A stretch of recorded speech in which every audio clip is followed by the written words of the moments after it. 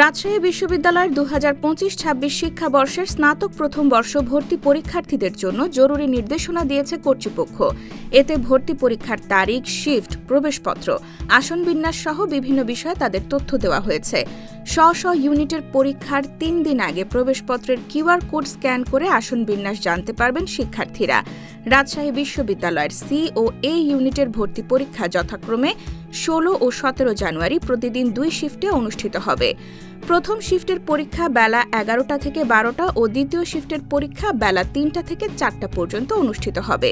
B ইউনিটের পরীক্ষা ২৪ জানুয়ারি বেলা ১১টা থেকে ১২টা পর্যন্ত এক শিফটে অনুষ্ঠিত হবে। সব ইউনিটের ভর্তি পরীক্ষার প্রবেশপত্র আগামী ১৭ ডিসেম্বর বেলা ১২টার পর রোল, শিফট ও কেন্দ্রসহ ইস্যু করা হবে। প্রবেশপত্র অবশ্যই ২২ ডিসেম্বরের মধ্যেই ডাউনলোড করতে হবে। ২০২৫-২৬ শিক্ষাবর্ষের ভর্তি পরীক্ষার প্রবেশপত্র হবে ১ পৃষ্ঠার। পূর্ববর্তী বছরের মতো এবার ইউনিভার্সিটি কপি ও ক্যান্ডিডেট কপি আলাদাভাবে দেওয়া হবে না।